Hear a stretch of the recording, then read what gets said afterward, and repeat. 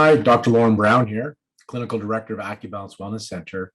And today I want to talk about laser for fertility and the gut microbiome connection.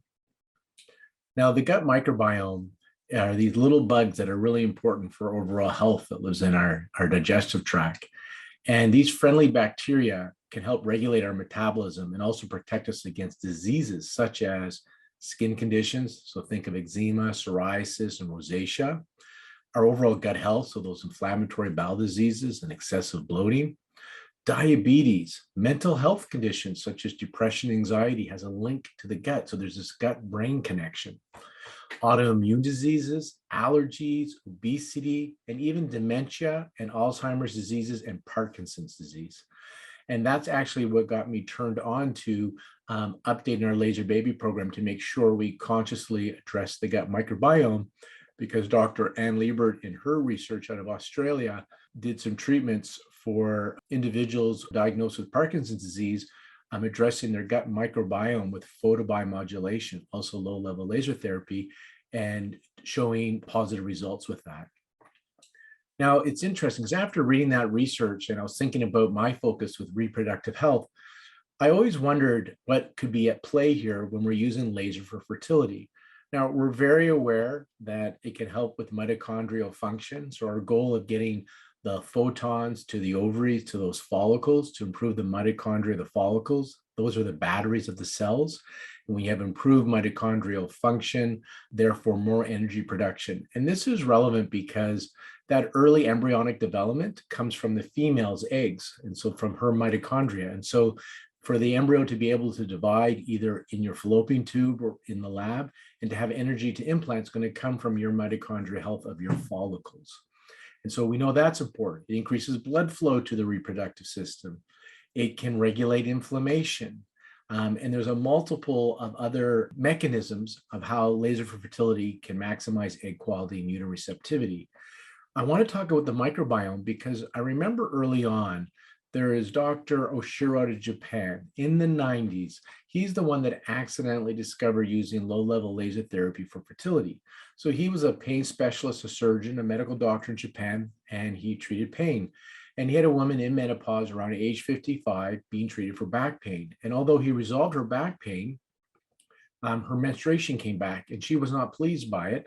And he didn't think it had anything to do with his treatment. It was a one-off. And if anything, because she's bleeding, having uterine bleeding, she should get checked out, which everything was normal, and her cycle continued for a series of months. It happened again where he was treating a woman in menopause and her cycle returned. So his gynecology department decided to do a small pilot study of around 74 women diagnosed with, in English translation, severe infertility. So they've been through a series of ART cycles unsuccessfully, been trying for many years. Late 30s was their average age. And in this group that went through a series of photobiomodulation laser treatments, they had an increase, they had a pregnancy rate of 23% and a live birth rate of close to 60 or over 60%. And then they extended their population from 74 to 701 women. And again, they had about a 23% pregnancy rate and about a 50% live birth rate.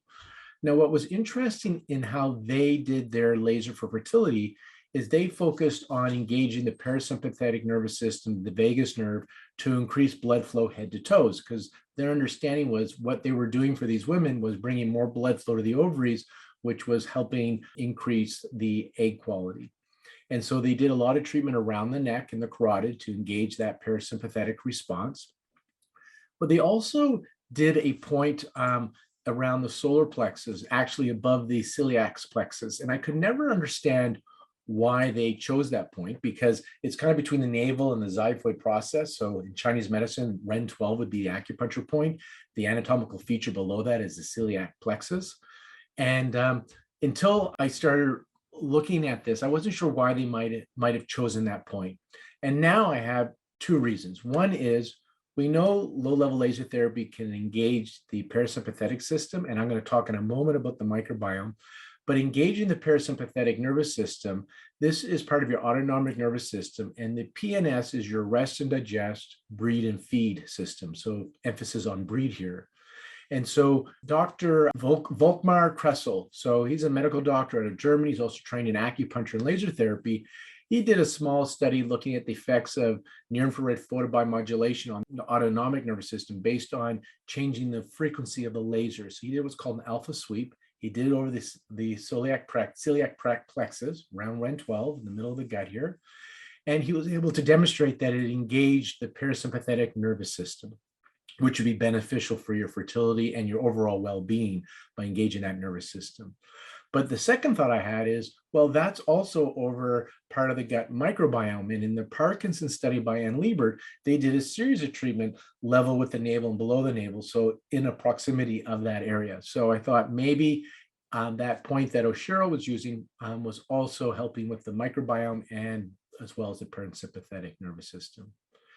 Then there's the group that paramedics published an article using their laser called the Giga laser. And the Giga laser, the practitioners there expressed very high success rates in their patient population.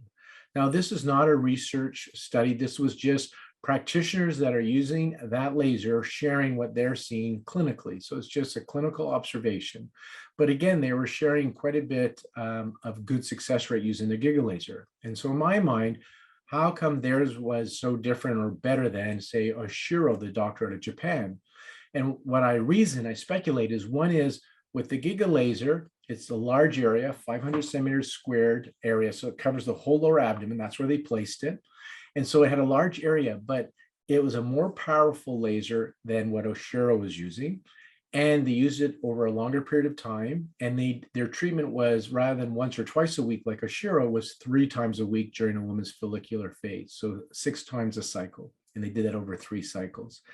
And I speculate the reason they had success would be, first of all, they're targeting the ovaries, so more chance of photons going to the follicular mitochondria to improve that and blood flow there. So they did it very local. It was a larger area being irradiated with the photons, the laser light, photobiomodulation, and it was a more powerful laser as well. So we're getting more photons there. Now, after reading more about the microbiome, I'm starting to think that that's also one of the benefits of using the Giga laser, or using, like we do in our updated laser baby program, focusing more on not just the ovaries, but the intestinal area to improve the gut microbiome. Now, there is really interesting research that's been coming out since at least 2016 on the microbiome, on the vaginal microbiome, and how this can, in the uterine microbiome, and how these microbiomes could possibly interact, but more importantly, how these microbiomes can impact uterine receptivity for implantation, as well as premature ovarian failure and unexplained infertility. And so we have 2 doctors at AccuBalance that have written about this in our blogs. Both Dr. Kaylee McIsaac and Dr. Ashley Dam have really good blogs on explaining how to test the microbiome and some natural treatments through diet therapy and through supplements, and even antibiotic treatment to address the gut microbiome. And I have also blogged about using laser for fertility and how we can address the gut microbiome using photobiomodulation.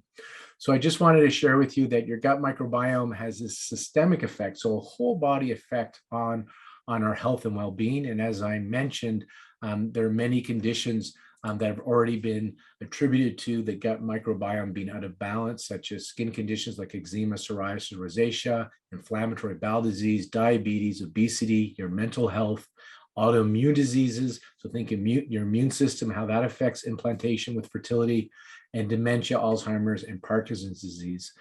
And so we're passionate and enjoying treating the microbiome with our photobiomodulation because of the overall well-being it can provide. And then looking at the connections that we're starting to observe with the microbiome and fertility, just another reason why we wanted to make sure we're addressing this. We already were by accident based on where we're placing the lasers, but now we're consciously making sure we're spending enough time with the right wavelength to address the gut microbiome. For more information about our laser baby program, or updated laser baby program, and how we're using laser, also known as photobiomodulation, for fertility and the microbiome connection, I invite you to check out my blog on laser for fertility and the microbiome connection, as well as check out both Dr. Ashley Dam and Dr. Kaylee McIsaac, our naturopathic physicians, on how they discuss the microbiome, how it relates to your health and also to fertility, and the testing you can do and the treatments that are available. And I mentioned also photobiomodulation is one of those as well. Wishing you the best of luck on your journey, including your fertility journey.